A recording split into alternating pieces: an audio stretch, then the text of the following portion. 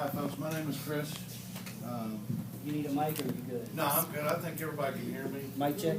I've not really talked in a really big, huge environment before, but I mean, I deal with a lot of things every day. But one of the most powerful things that I've grown up to actually see in my life is something that I've had for a long time, and it's something that I hold very, very dear to me, and I carry it with me.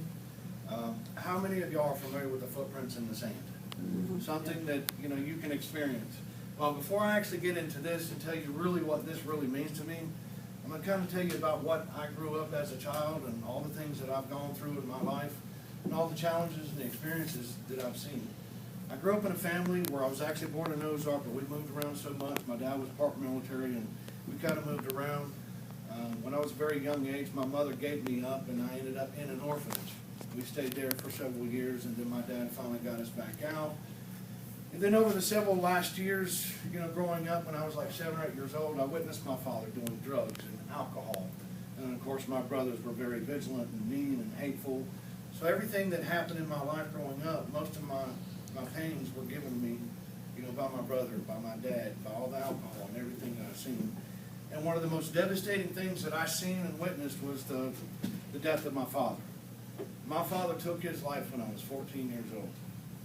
And I actually watched most of everything destroy his life: alcohol, drugs, getting in trouble with the law, wrecking cars, doing all those things, destroying our family.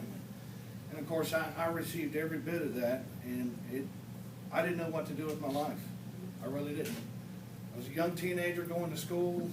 After witnessing my dad die, I hated the world. I couldn't stand anything. I couldn't stand people.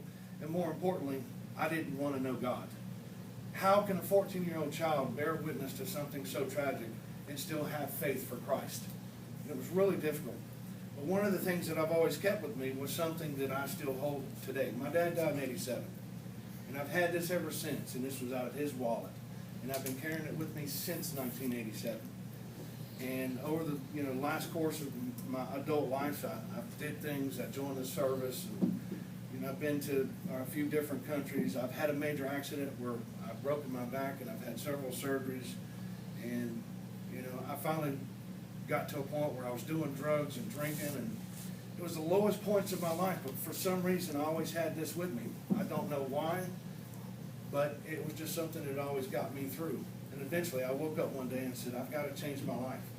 So I went to Gary Job Corps, and I got me a certificate and learned a skill, and kind of things picked up from there. And then I joined the service, and then I saw the world and did those things. And then I met somebody very wonderful in my life 20 years ago, my wife. And every Sunday she would ask me, are you going to go to church? And I always felt real hesitant, because every time I'd go to a church, I felt like I'd been stared at and looked at and pondered at and go, why are you here? You don't belong here. So that kind of fueled the fire of why should I even go to church if I'm not going to be accepted? So we'd go to different churches, and we'd do different things and everything. And then on August 24th of last year, my wife changed everything that she would say to me. Not, are you going to church? But she said, do you think today would be the day? And for something in my life, it struck something. And I told her, I said, yes, I think today would be a great day. So we went to church. And as I was sitting there in the chair, the pastor was talking about being a lost sheep. You've all experienced that. You've been lost in the world. You don't know where you're at, and you don't know what's going to happen in your life. We've all experienced that. But when he was talking and saying, using God's disciples, it might be somebody you don't know or somebody you do know. Just saying something to you and it resonating in your mind and in your heart, going, okay, I'm supposed to listen to this. This was for me. God put that person in my path for a reason. And Nate was one of the gentlemen that got in my path, and the things that he's experienced and all the things that he's taught me, it set with me while I was sitting in that church. And eventually when he said, for those of you that want to give your life to Christ, come up here and open your heart up and give your life to Christ. And when it was finally time for us to actually get out of the seat to go up there, let me tell you, I couldn't run out of my chair quick enough. Something pulled me out of that chair so fast that I thought I was a rocket.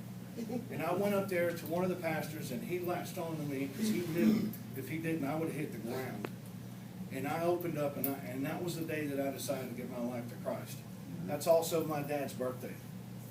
So, and my birthday's August 25th. So, to have this in my wallet, and I'm going to pass this around, this is the footprints in the sand. I've had this with me since 1987. And it's one of the things that I think God put in my pocket or put beside me to never lose. I've lost many things in my life, but there was just no way that I could lose this. And I'm going to pass this around so y'all can kind of take a look at it. One of the most powerful things in my life is, one, meeting my wife. Number two was meeting Christ. And ever since that I have done that, it's a whole new world for me.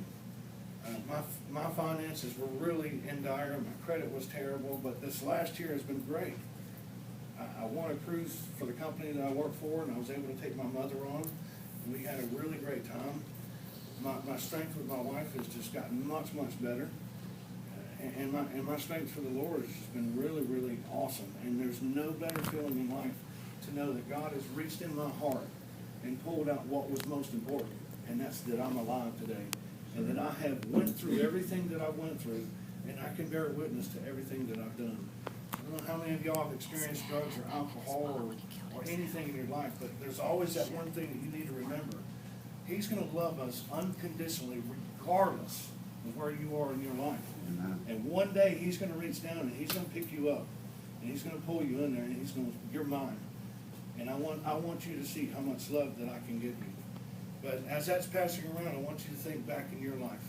What is something that you've kept with you all these years that has probably kept you that close to God, but you haven't really taken that step yet? And if you realize that's what got me here, maybe that's the time you open your heart and say, "Dear Lord, please take me. I can't live without you. I can't breathe without you. You're my life. You're my world." And that's what I've done. And I appreciate y'all listening to my story. So, cool, brother. Thanks so much, man. Awesome, brother. Awesome, brother.